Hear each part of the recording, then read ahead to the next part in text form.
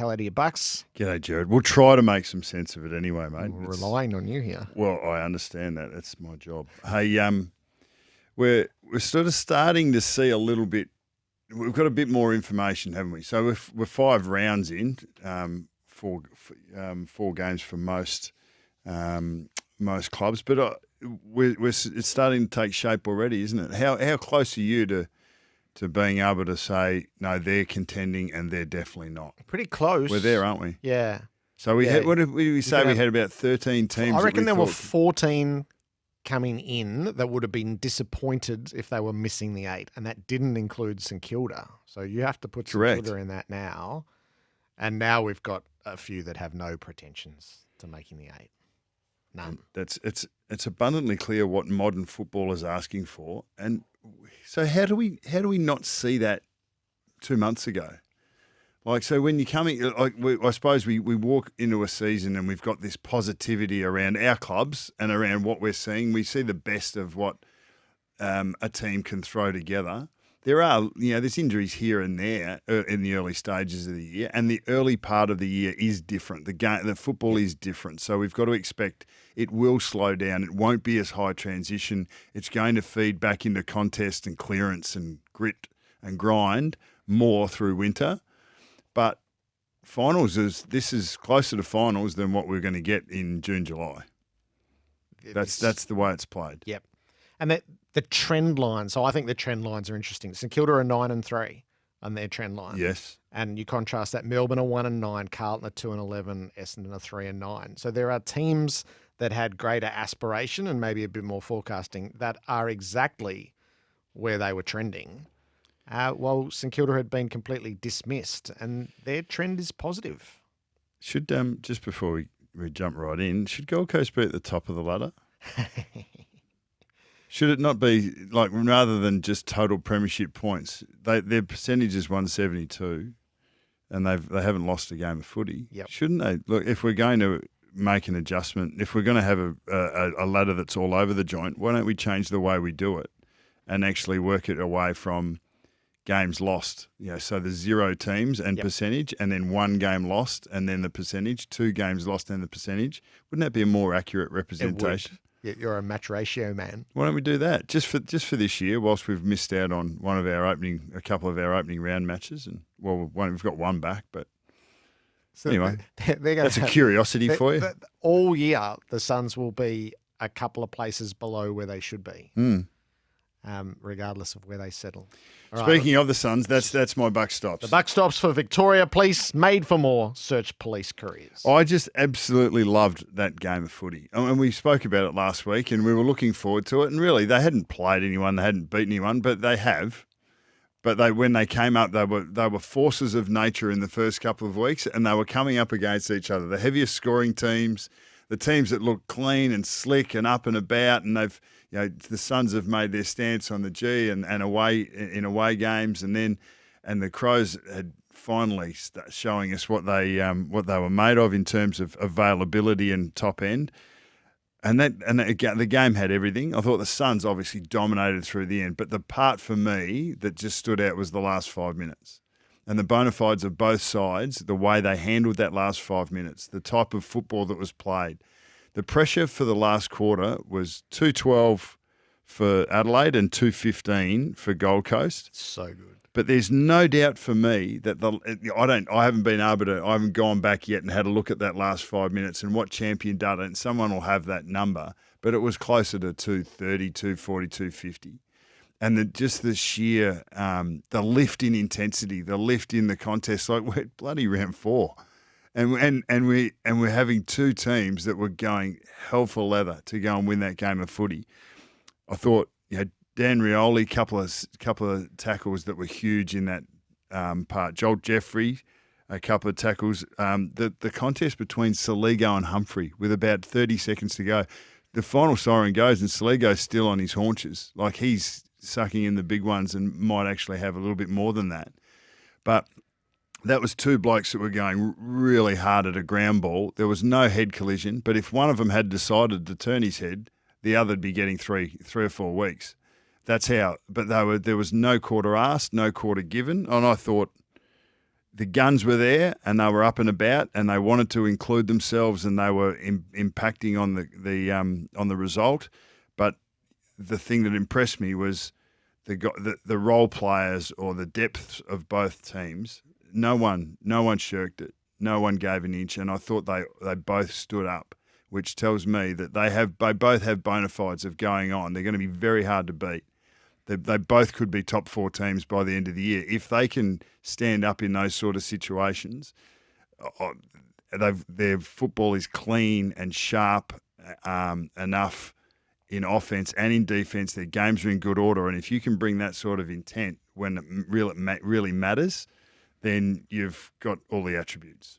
All right, they're going to feature as we work our way through. So that's the buck stops. Just the glory of the last 5 minutes of the game. It was both a mark and a free kick, it is highly irritating that in that moment neither gets paid. Absolutely, it is. You want everything going your way, and you want to get everything you feel you deserve. Adelaide.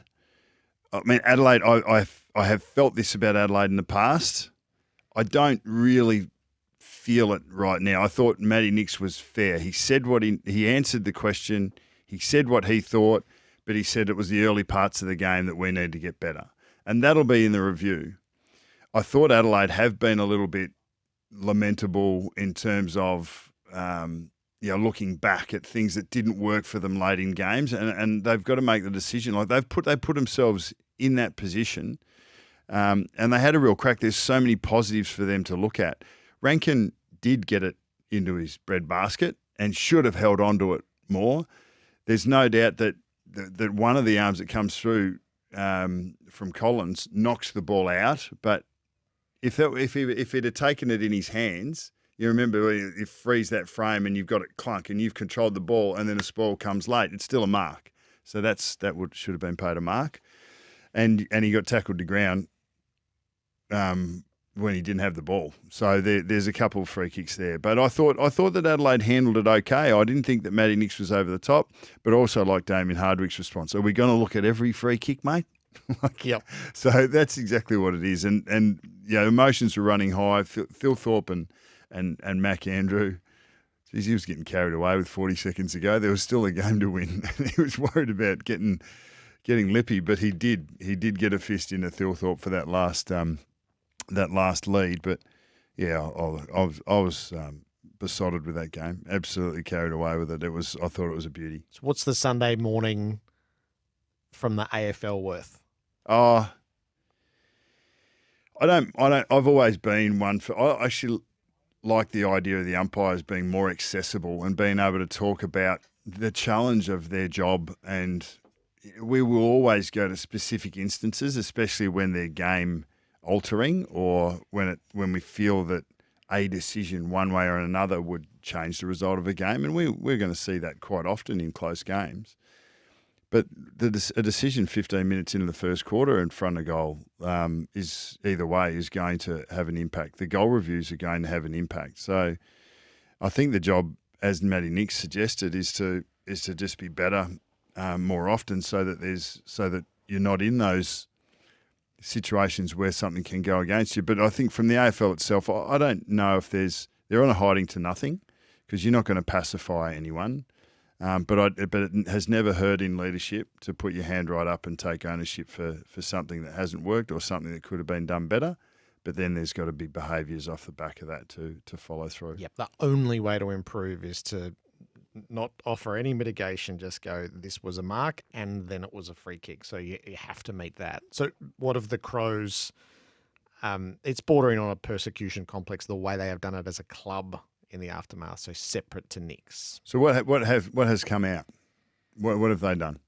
Well, the chief executives put a statement out, and it draws everybody to the whack in the face against Collingwood, the ball, the phantom ball that hit the post, Draper.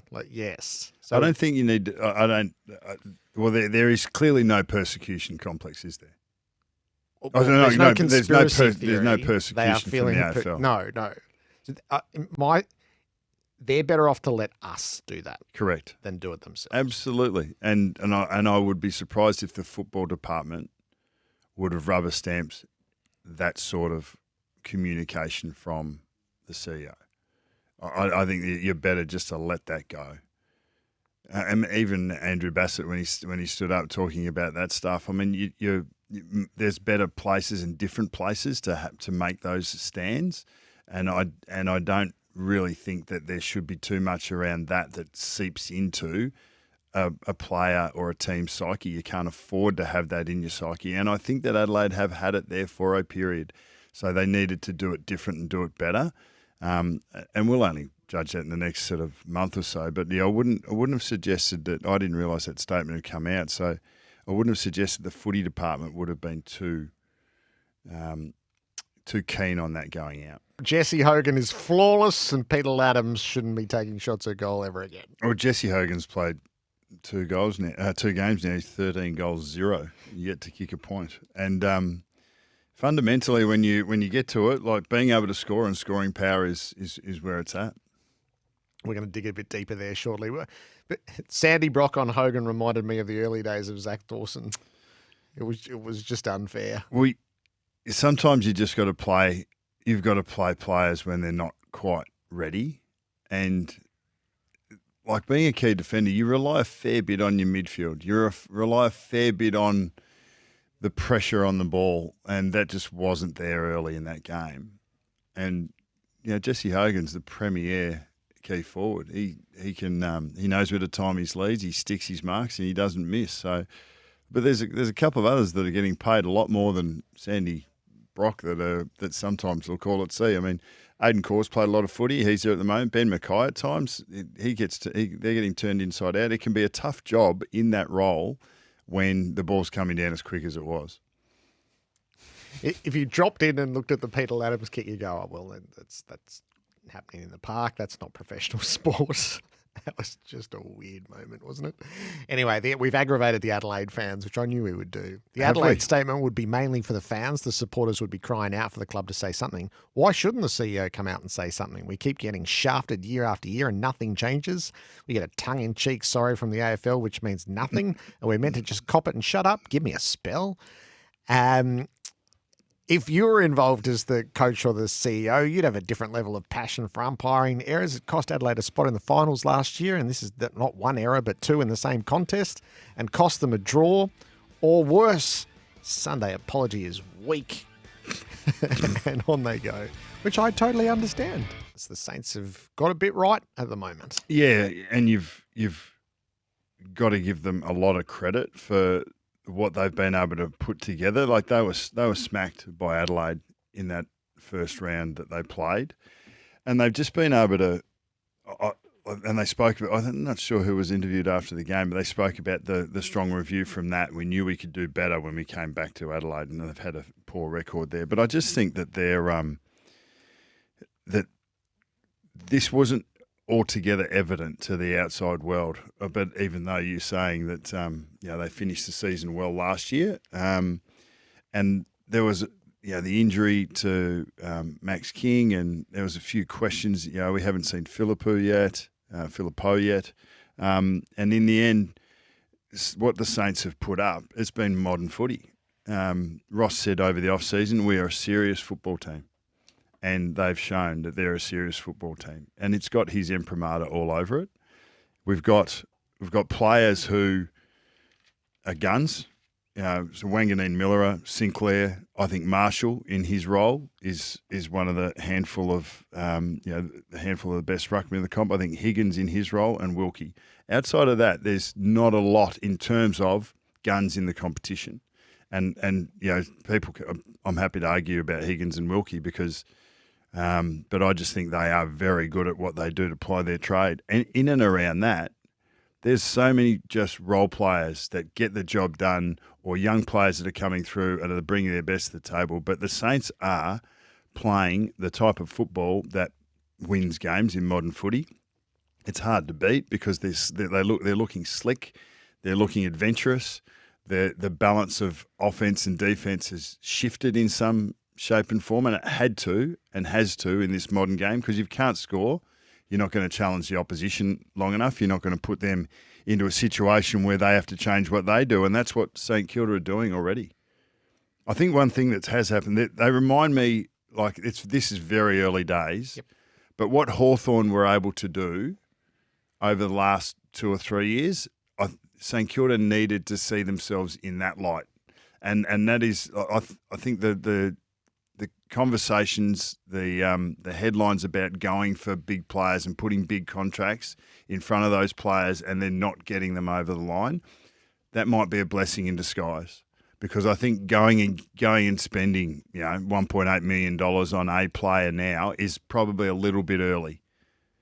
I think what Hawthorn did is they got their structure right. They hired a great coach. They built from within. They discovered what they had on their list and what they didn't, and they made the right decisions. They built their capacity, they built momentum, and then they went and filled gaps. And I think that is what St Kilda are on the path to do. And we're seeing some gaps that are being filled from within that we didn't think, we weren't sure might have. I think Wilson's going to be a gun. Garcia's showing great signs through the mids. Hall and Collard, young players in terms of their AFL exposure. Travaglia's looking great. Windhager's, like just a solid competitive beast that you can play anywhere. And then you've got a smattering of experienced players that are playing probably a career best football. So you know what you've got. Max King's not there, and there's an argument. There's probably a strong argument to say, are we a better forward line with him in it than without?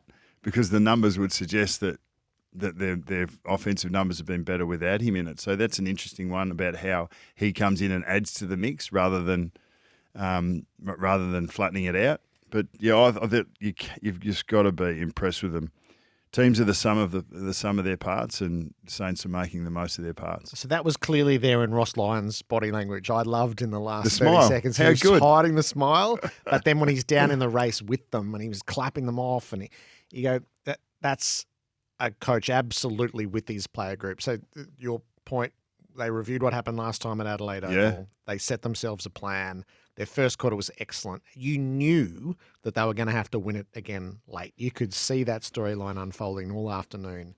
And then I like the fact, so Wanganeen Miller at not his best kick, Sinclair gets it through to goal. See, and then Sinclair's Collard wins the one-on-one. And that was great. Sinclair's that's basics. Like he takes the ball clean at pace, takes 2 steps and kicks 45 metres straight.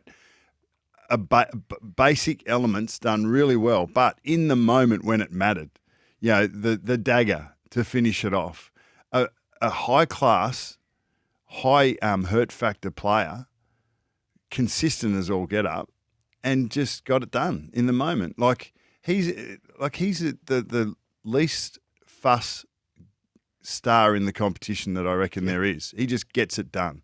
And they've tried him in midfield when they needed midfield, but then they work out, okay, if we can get the midfield somewhat right, and we can like McRae comes in and just gets 30 a game and helps out, and the ball goes forward more often. So all of a sudden, Sinclair and Wanganeen Miller are playing through the middle of the field and not on their heels in the back 20. That makes a significant difference into how they set up and how they stack up. And the coaching's great. You can just tell that the players are engaged. And what I will say on Ross, I used to walk around on eggshells on him. Like when I'm coaching and I didn't know how to handle him. I couldn't work him out. Like when we had coaches association meetings, he was probably the bloke that was the hardest nut to crack. You'd have a convo with him and you sort of wonder like what's coming back the other way. I could never really work out who he was or how he went about it. There was an aura. After I retired, I ended up having dinner with him and caught up with him a couple of times through a mutual friend. He's one of the most engaging, open individuals that you find once you crack open the facade. And if you ask any of his past players, that's exactly what they say. They've got a really strong connection with him. So whilst he's a hard taskmaster who has high expectations and standards professionally, he has the ability to connect. And his players and his staff, probably a question mark, but his players definitely feel seen and heard by him. They feel supported and connected to him. And if you've got those two elements as a coach and you know the game a little bit, as he does, well, you're going to get things done. Saints have given themselves a chance at 3-1. They got that right. They got that wrong. 80% less energy and carbon usage, battery free, always compliant, huge savings, Smarter environmental exit signs. So you were there behind the goals on Friday night. Yeah. So you had a good view of what Melbourne did strategically and how Geelong kick-marked their way all night around them. Yeah, and there's been a lot speculated on Melbourne's tactics and strategies, and then Geelong's uncontested marks. I think the uncontested marks is a bit of that's an outlier. It's a bit of a furphy. There's a lot of, if you take the backwards and sideways marks out of that, then it's not as significant. Now Geelong were able to possess the ball, but I think Melbourne wanted to they wanted to slow them down. They wanted to own the corridor, force them around them, and they did. And they wanted to slow them down, and they did. They took the ball inside 50 times to Geelong's 49, but they're impotent in the front third. So whilst you had the tactic of Sparrow coming up and sitting on Holmes, and we're going to keep that extra player around the ball, you give the opposition who love a +1, you give them an extra number behind the ball, which helps them kick it around, but it helps them defend you when you go forward, and you're just not good enough at using the ball through the middle. So the logic I come back to, so Simon Goodwin's coaching staff said, we'll look after Holmes, we slow Geelong down, and maybe we help our back half with an extra player to actually get our chains going. Maybe we get a little bit more run and carry with an extra player up the field. So that might have been 1, 2, 3 things they tried to achieve. There's no doubt Holmes was looked after. They did slow Geelong down, but they couldn't do the last part. They couldn't get any run and carry going. And for me, so there's a logic to that, whether it's right or wrong. There's a logic to what they're trying to change something. They're trying to do something different, but they weren't looking after the front third. They were trying to get more, quicker ball use coming off the back, and it didn't work. The thing with me is that, Geelong, when you play Geelong, and like I've coached against Chris Scott a lot, you just cannot allow them to have that extra number. Equalising and forcing their defenders to defend was the first, second and third priority anytime you came up against Geelong, to the point where if they found a seventh, well, then you man it up. If their wingers dropped in behind, well, then our wingers play as forwards. We would be happy to play 9 blokes in front of the ball as forwards, a 9-man forward line against a 9-man defence if that's what it took. You back your defenders to win their contests behind the ball. You back your ability to win the ball and get it forward, but you keep the game in contest as much as you possibly can against Geelong. Now, whether they're going fast or going slow, if you keep it in contest, then, and I would have thought if you looked at Melbourne's list and what their assets are, you want to keep the game in contest. You don't want it in transition. So that's the nitty-gritty of what happened on Friday night. What about, and you're going to run the spiritual over Carlton in a moment. What about the spiritual over Melbourne when you have a look at them for the time being? Well, look, they actually did. They had a lot going right. Stephen May played a better game, jumped into it better than the week before. Petrarca was up and about, although frustrated.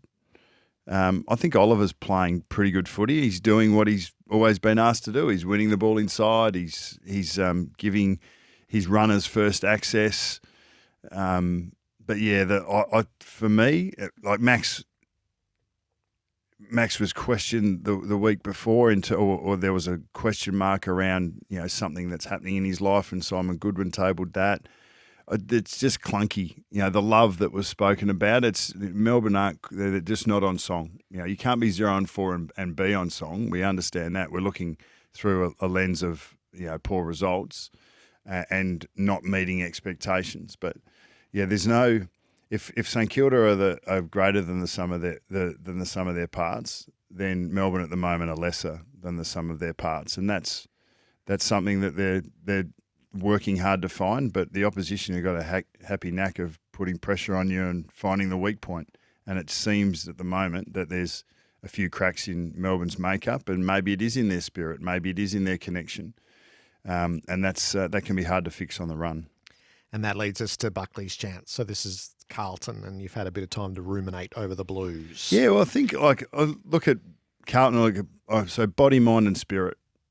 They're not their body, mind, and spirit. And the other point in that is, when is it actually a negative to be predictable? Predictability is very positive, but at the moment, or can be positive, but at the moment, Carlton are really predictable. And their last couple of games have been the same. They jump into them, look a bit like things have changed, change direction, bit more of a balance in their offense, and then they just fade out after half time. And Collingwood really just lowered them down and put them to sleep. I think their bodies are a question. So I think Haynes, Doherty, and even Curnow, some of them aren't whether it's injury or whether it's up top end physicality. There's a couple that are there. Their minds, Mackay, the question's got to be asked about Mackay. Is he ready to go? Can he perform? Because he hasn't been there and he hasn't been able to be there. From all reports, played VFL and had very little impact. McGovern's one for me, loses his head in key moments, and is an experienced enough player that he needs to be better than that. And then there's a little bit about spirit. Some of their efforts or lack thereof when the game's on the line were not good enough. Doherty was one, Williams was another. And they'll look at that really closely. But yeah, body, mind and spirit, Carlton aren't turning up at the moment. And they're not scoring. They're in the bottom four for scoring. They're 7% below average for disposal efficiency in the competition. There's not that many redeeming features outside of TDK and Cripps. And you think, okay, well, those boys are up and about and they're having a crack. Ollie Holland showed a little bit, yeah. But, geez, it's pretty dour there at the moment. Yeah. So what if they're just no good? Well, they're not. They're not. Well, footy's a hard game. And you one thing that is abundantly evident is they just don't have the legs. They can't cover the ground fast enough or long enough. The game's too long and the game's too fast for Carlton at the moment. That's not a good position to be in. So they get the competition easy beats West Coast. It's either a blessing or a curse. They got themselves going that couple of years ago when they got Gold Coast at the MCG. Looked terrible early and then got it going and never looked back from there. It's the classic trapdoor game, isn't it? Well, because it's yeah. Don't what did Dennis used to say? Don't tell us about the labour pains. Just show us the baby. Well, they're not going to be entering this game the way they entered the Richmond game because they're totally, the landscape has changed, and this is part of, I suppose there's one thing to identify a problem. Second one is to fix it, and when you have a negative sentiment, when you haven't got the evidence, the positive evidence to reinforce your hope and your belief, then that drops off. As soon as hope and belief drops off, it's really hard to play at your best. So but you've got an opportunity to grind out and to turn it around slowly. It's not flicking a switch from going from a lack of team unity and belief to having it. You have to go through a period of grinding, and sometimes, that might be a game, it might be 8, it might be 2 games, it might be 3.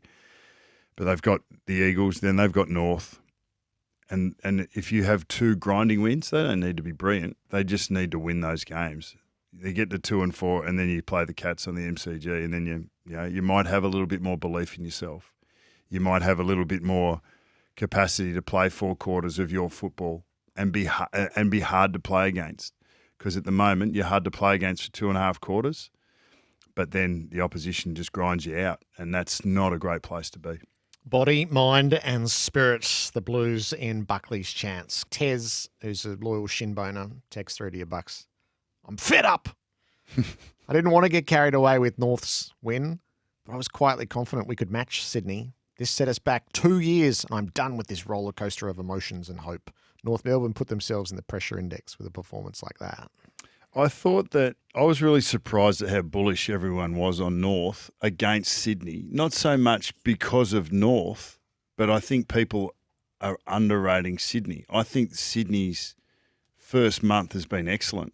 I really do believe that we were, most were a little bit asleep on Sydney. And you look at the players that they've got out, but I think that they've still got a really good structure. I think that they're playing with a different energy with a new coach. So I thought that they would be really hard to beat.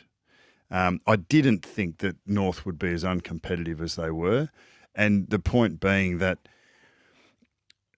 I think Jai Simpkin was talking about it. Let them march it up on us, and we gave we sat off on slow play defence, and I just thought that there was too many eggs put in. We were talking about balance between offence and defence. You need to be able to score, but if you can't defend, you can't get the ball back. You're going to be able to get the ball back to be able to go and attack. And North Melbourne could not get the ball back once they gave it to Sydney, and it looked like there were just too many players that wanted to play one phase and weren't interested in playing the other. Now, that is a concern. So that'll come up in review, and that'll be something that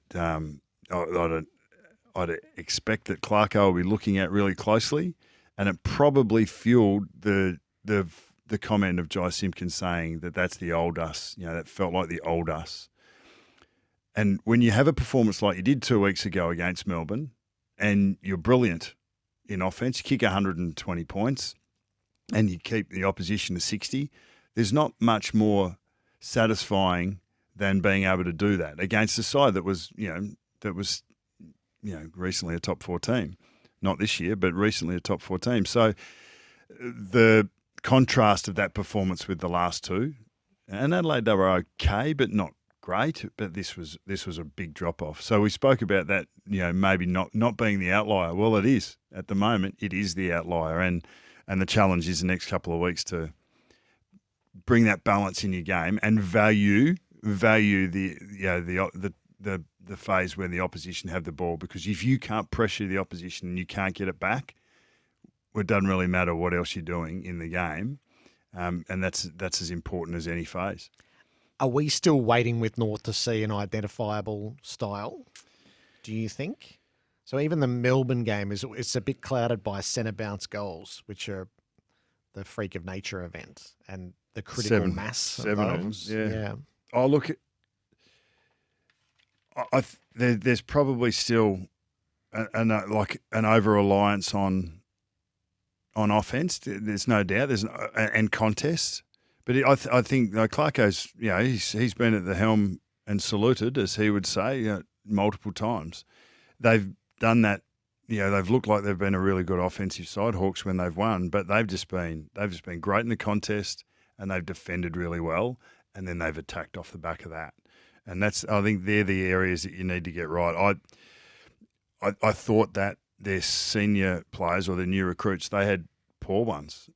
When you've got Caleb Daniel kicking the ball away in the back half, when he's supposed to be there as a distributor, a bloke who's safe and can help you get the ball out of your front half, they just kept shooting themselves in the foot. And Sydney were gleefully accepting that and weren't going back at scoring. There's quite a few elements to it, but it's pretty hard for the young guys. And there's not as many young guys in North Side. There's a bit of experience there now. There's some guys that have been around the block a few times, but they haven't been able to put it together off enough as a team. And we've spoken about that with St Kilda this morning. Adelaide and Gold Coast and what they look like, they just look like they're connected. There's no doubt about what they're trying to achieve. Carlton, Melbourne are struggling, and North Melbourne are yet to find that consistent team connection to get the best out of themselves. They showed us what that was 2 weeks ago, but we need that you can't be an 8 out of 10 one week and a 3 out of 10 the next, and they've showed us that in the first part of this year. So I'm sitting there going, yes, come on, Freo, play like this, and Justin's going, indifferent game, not the way we want to play. That's the way we want them to play. Well, they did it in a 15-minute burst, so he's right about the field position. So they were, obviously gave up 63 inside 50s against. So that speaks to, okay, how do we defend the ground? Are we winning clearance? Because they're the two things largely that sort of indicate whether you've had to play in your back half or not. So the Dogs actually asked a serious question of their back half and their team structures to defend their back 50, and they did it relatively well. But the blitz at the end of the second quarter was the thing that stuck out for me. So you'd love to, if Justin was going to speak about something like that, would be it. Like, so that was our brand. 9 insides to 3 from the 16-minute mark of the second quarter to the end of that quarter. When the Bulldogs had us on the ropes for a bit, we held up and then we went whooshka, and then we really went for it. So 9 insides to 3, scored every time we went inside 50. Six goals, 3 to 1 point.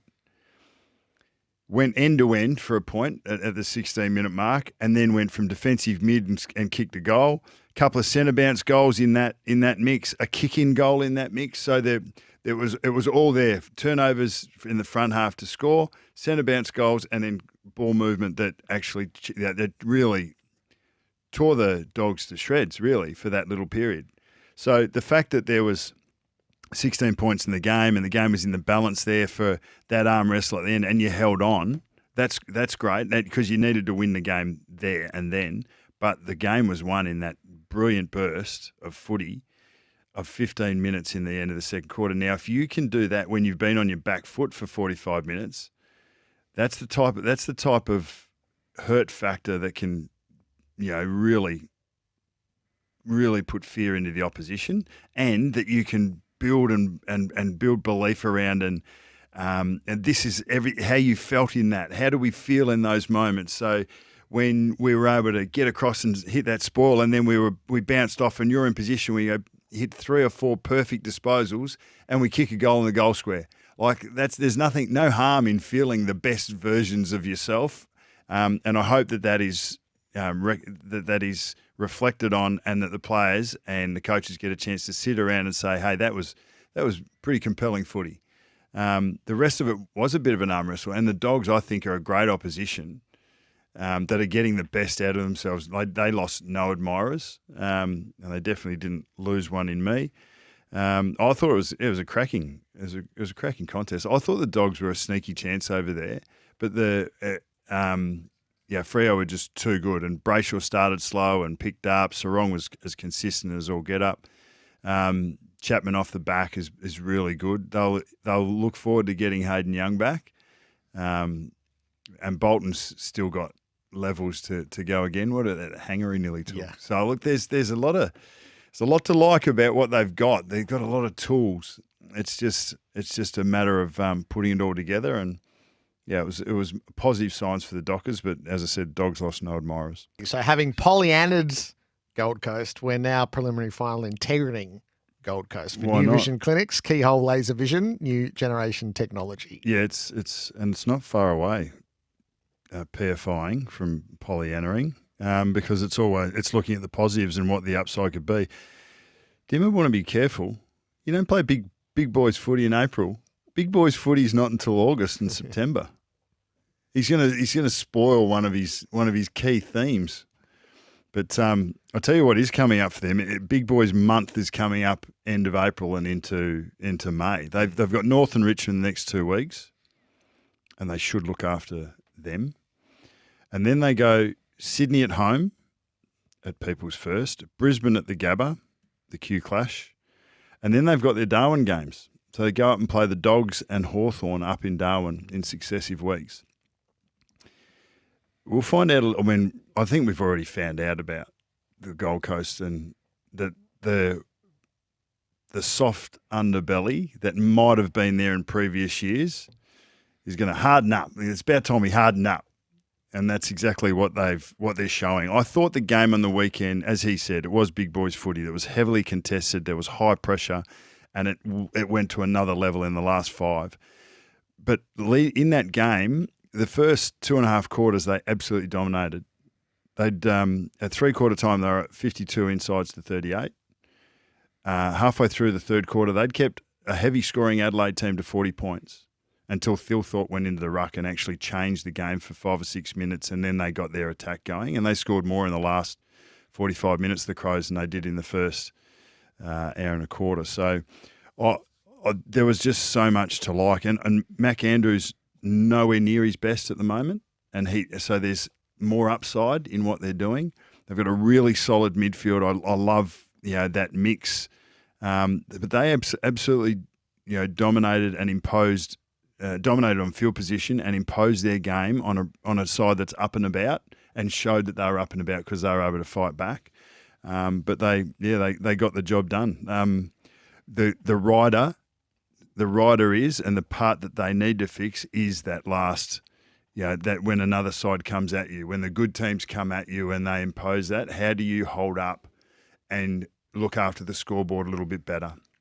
Adelaide were able to score nearly every time they went forward from halfway through the third, and Collins, as good as he is, was he looked like a small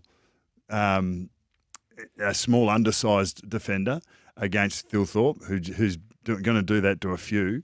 But he's a brute, Collins. But he was getting thrown ragdolled out of the way.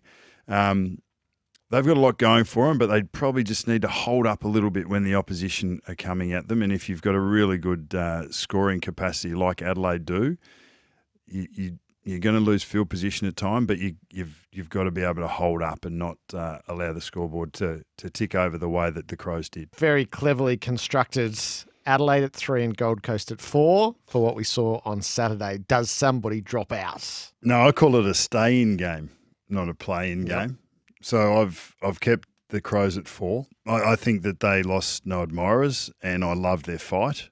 And the triple threat, they're kicking 9 goals a game at the moment. Yeah. So, they're going to have to find other avenues at some point. But no, I still like them, and I've kept the Suns. So they actually swapped. I think I had Adelaide at 3 and Gold Coast at 4. Yep. So they've swapped. So Gold Coast are the 3rd seed. Never seen before. A side that wins is going to drop down to the number 2 Yes. seed. So I'm moving Brisbane down to number 2. Yep. Now they all you can do is win, and that's what they did. But they did play Richmond, and I'm just sharpening them up a bit. Yep. So the texter that came in said, "Great. So you're only going to say 5 words about Brisbane in the seedings. Great work, guys."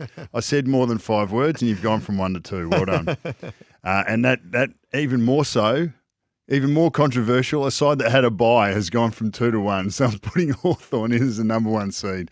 I'm only being facetious with that. But no, Hawthorn at 1, Brisbane 2, the Suns at 3, and the Crows at 4. I love what Sydney are doing. St Kilda and Western Bulldogs, Collingwood would probably be the ones, and Giants, of course. They're around the mark, but keep an eye on them over the next couple of weeks. All right, so I've got Adelaide still at 4. Yep. But they're now in a play-in game with Geelong, so that's perfect for Thursday night. Whoever wins there will stay in or play in.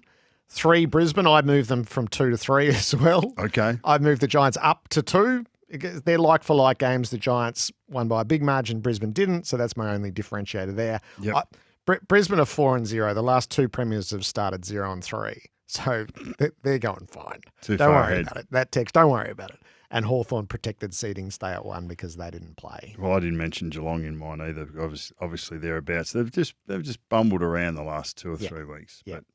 But they didn't beat much on the weekend, and they lost their 2 before that. So the Adelaide-Geelong game will be fascinating. It will.